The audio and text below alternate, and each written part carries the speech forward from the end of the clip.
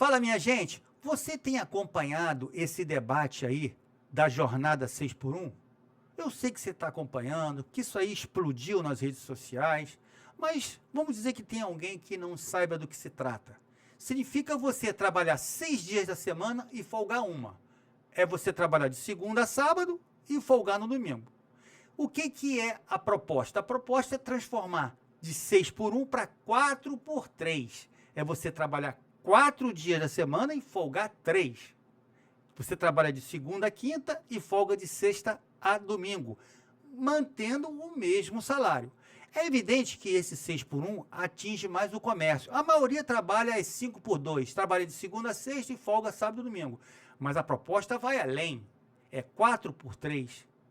Agora, é lógico que uma proposta dessa vai agradar todos os trabalhadores, né? Todo mundo que ouve uma proposta dessa fica feliz. Não, eu sou a favor sim. Quero trabalhar só 4 dias, folgar 3 e continuar ganhando o mesmo salário. Você acha que é simples assim? Eu podia até aqui falar sobre toda a história da jornada de trabalho desde a Revolução Industrial, mas isso aqui vai ficar um vídeo longo, vou ficar para uma próxima oportunidade. Mas a primeira coisa que a gente tem que tomar antes de dar uma opinião é se colocar na posição do dono do estabelecimento, do proprietário, do empresário. Será se para ele vai ficar feliz? É evidente que não. É evidente que ele não vai querer. Por quê? Porque ele vai cair a produtividade dele, você vai deixar de trabalhar um dia, vai diminuir a lucratividade dele, e ele vai ter que contratar mais uma pessoa para cobrir esse dia. Só que a gente esquece que empresário não são só os super ricos, o grande empresário. Você sabia que 80% do empresariado brasileiro, 80%, hein, ele ganha apenas 5 salários mínimos de Pluraboy, que é o salário dele? E ele tem até 3 funcionários, só 3 funcionários. Então você vê como o papel do funcionário é importante no negócio dele. Para ele tirar 5 salários limpos, é porque a margem dele é muito enxuta. E qualquer alteração nessa jornada de trabalho pode fazer ele a ter prejuízo. E como é que ele vai fazer para resolver? Ou ele quebra, ou ele vai ter que te demitir, ou ele vai ter que partir para uma economia informal. Por que o Brasil tem tanta economia informal? Por que 40% é economia informal? Porque nós não conseguimos cumprir a legislação trabalhista imposta pelo governo. Então as pessoas não assinam a carteira para não pagar a carga tributária assustadora que é e te contrata de forma ilegal pela economia informal. É o que vai acontecer. Vai ser uma massa de pessoas desempregadas. Porque esses empresários, pequenos e médios, não vão ter condições de cumprir a legislação. É uma coisa assim tão simples de entender, porque eu não entendo porque tanta dificuldade, tanta aceitação de uma proposta dessa. Porque se a legislação trabalhista desse tanta garantia para os trabalhadores, estava vindo trabalhadores da América Latina toda para cá. Olha, vamos lá para o Brasil, que a legislação trabalhista lá é excelente, garante vários direitos trabalhistas para nós. E nos Estados Unidos, que não tem direito trabalhista nenhum, não tem 13º, não tem férias, não tem salário mínimo, não tem nada. E as pessoas correm, se arriscam a vida para ir para os Estados Unidos. Hein? Por que é o contrário? Aqui ninguém. Porque os empresários não querem investir no Brasil porque eles não conseguem pagar os encargos sociais, trabalhistas que a legislação exige. É simples demais.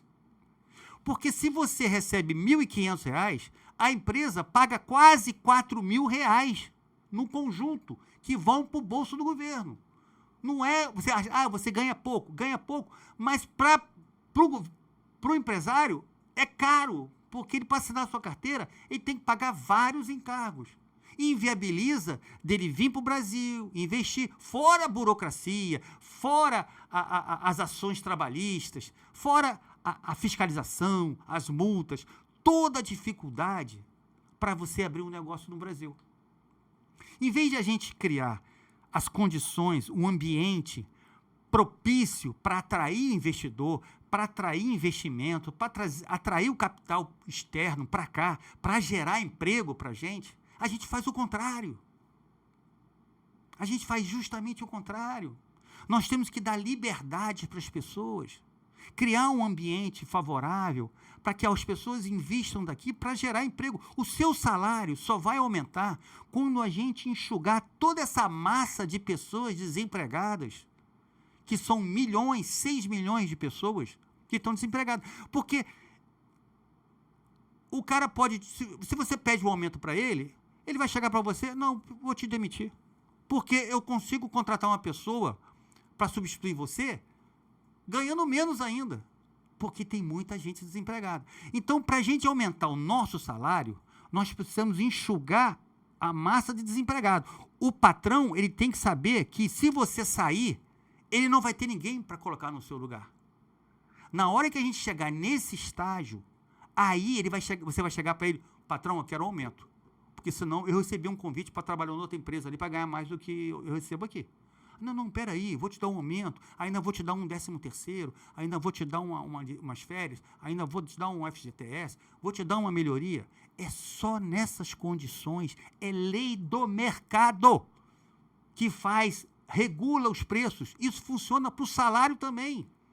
Não adianta a gente querer, a gente pode até ter boas, a intenção é ótima, a intenção é excelente. Olha, nós vamos ter a cabeça mental melhor, nós vamos poder ter mais tranquilidade, passar mais tempo com a família, vamos ter mais tempo para o lazer, para investir na nossa carreira, na cultura, para a gente chegar aqui segunda-feira com outro fôlego. As intenções podem ser ótimas, mas na prática, no funcionamento básico da economia, não é assim.